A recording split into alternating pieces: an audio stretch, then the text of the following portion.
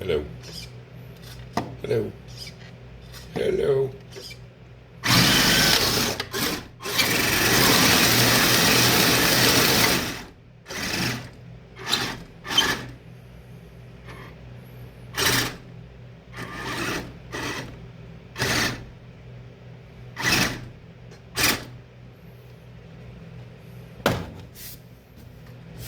Hello everyone.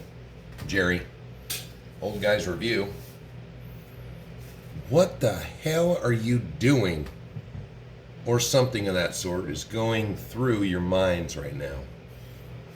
So, being a nice cold day and I don't have some of the stuff for some of my projects I'd like to be getting into right now while it's cold, I just thought I'd start on another one. Ugh. For those of you who don't know what this is, the Kyosho Blizzard. So this is the third version I've had. This is the Blizzard SR. And it's what I would call the 2.0 on the original electric one. And what's new to this one is the Lexan body, and it's got a plow controlled by the radio, which most of you on this channel, it's a stick radio, you know what that's all about. So because it's a tank, of course, like object, your up and down is for your tracks, left and right, forward and back, but your right stick controls your snowplow, which up here in Alaska, you know I gotta have a snowplow. But this vehicle, I had the original gas one. It was a pain. The original electric one, it was a little better. But the biggest thing of me up here is I'm always looking for temperature ranges on plastics. And the old one I had, these were rated at 0 degrees. They did not recommend you go out any colder than that. But really, who is at 0 degrees out driving their RC vehicle? Oh, that would probably be me. This is excellent for my trails on my course. Of course, I have to initially brake them, but this works great for keeping them maintained. But this snowplow, it's beveled at the sides, looks good. It's got lips on it for a good plow. The problem is as it sits, this thing weighs about as much as an SCX-24. It is light. The old Blizzard, the Nitro one, was full of metal. Still pretty light, but heavier than this. Now, you've got torsion suspension, and this is basically a snow groomer that you would find at a ski hill. Not too long after I got this, I was actually at one of our big ski resorts, and it was late at night, and there it sat. Bright red, had a plow on the front, and it was dragging some crazy doohickey in the rear. So I was like, nice. Oh, I forgot on the drivetrain, it's actually chain driven. It's hard to see it in there, but all the motors, everything is up front, so you've got a chain drive that comes out and drives your front wheel. your sprocket wheel, I guess they're called in the tracked vehicle world. So, some of you are saying, oh, get to the point. That's not the kind of 112 we want to look at. So I will get to the point. Hey. Settle down. Doesn't like me turning that receiver off. So we're getting there. So what I want to do is design more of a V-shaped plow. I don't want to destroy this one. So I'm just going to see if I can fabricate me one that's more of a V-shape to cut through the trails. Because the problem with this is, once you're pushing, it doesn't push it past here. So because it's so light, you basically come to a halt pushing your snow pile, which you can pivot side to side, break it up a little bit. But what I did, this is still working on, so don't beat me up too terribly. I have tons of small batteries. So what I did on this, and luckily I tested it once before the weather. So I got me a big old hump pack 8.4 volt main battery. I have 4, I don't even know what they are, 1100 milliamp. They're just the small 6-cell packs. Yep, just a little 6-cell nickel metal. But I got 4 of those up front. And I've got every other battery I could find, because this whole front compartment where I have my ugly tape on it, this is all the gearbox. And all the gears are wide open. So I can't stick much down in it. So I went through all of my boxes. I've got a 1400 little pack. I've got an old Tower Hobbies receiver battery. I got another 1200 milliamp little battery. I've got another 1200 milliamp battery.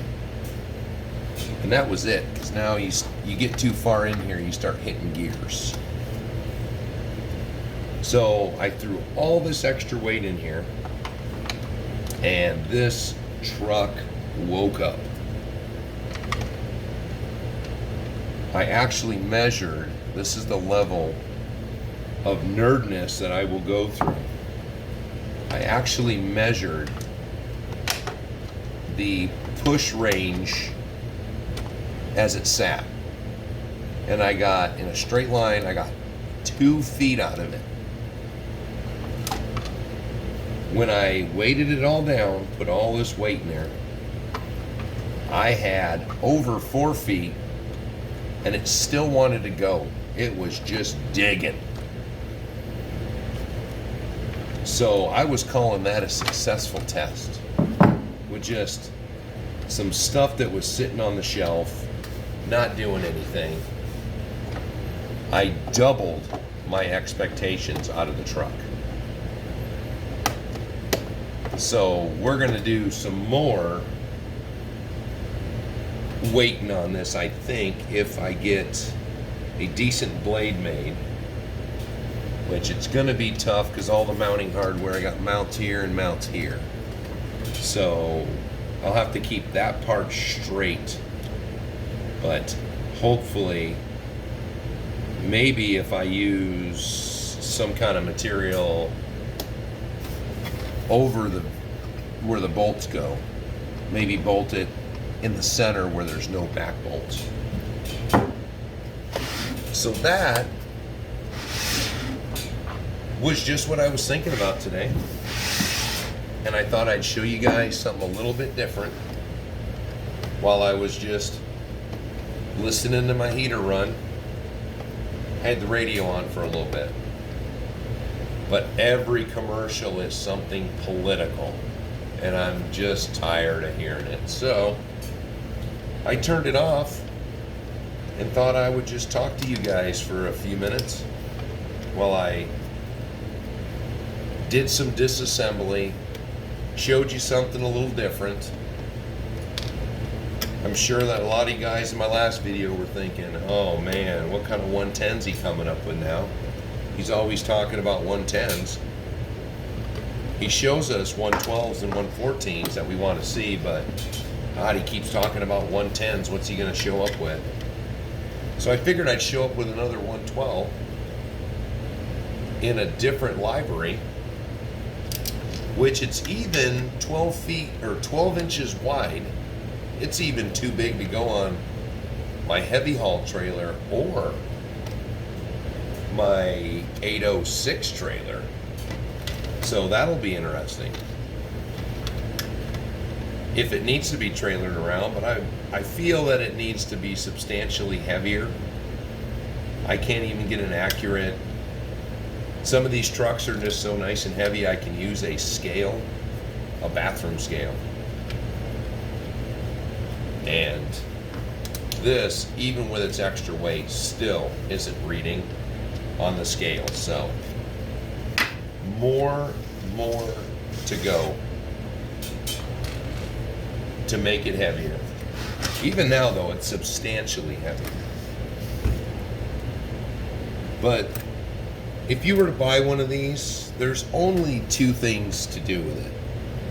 You can do some work with it. I've done it in the summertime, pushing dirt around with this blade. But the other thing is, if you've seen my other videos where I have my trails cut, my girls like to deviate from the trail.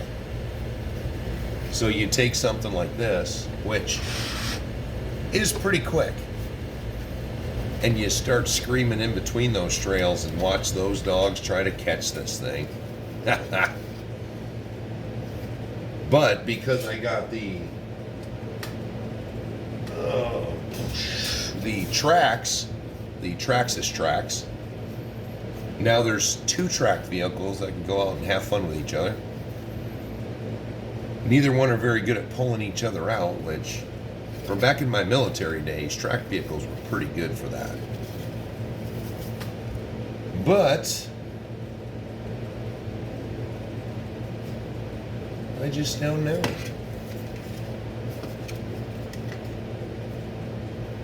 I almost think they put this thing on. They made it upside down. That's the way it should be. Big lip on the bottom. This has got a big lip on the top. I don't know anything about snow plows, so if anyone out there does, let me know. So now that can get worked on a bit. I wonder if I just make one with the V's going backwards right here. Here back, it'll be enough to cut through the snow. Yeah. So if any of you have snow experience with blades, let me know. Because this seems to be, now that I'm thinking things, it's gonna turn into a bit of a ramble. So that's generally why I don't show any kind of build videos, because when I start building stuff that isn't cut and dry, my mind starts wandering and I start thinking about fabricating and forget what I'm doing. So if I'm doing a video, it would just be a lot of dead air. So I'm going to work on that. But for now, that was just a nice little quick one on that. I'm going to hit myself with it, I guess. So that has to get on the drawing board and I have to see what I can come up with. But I will keep you updated. So if it gets any warmer, maybe I can, oh, it is supposed to be nice this coming week and next weekend. I might be able to do some outside.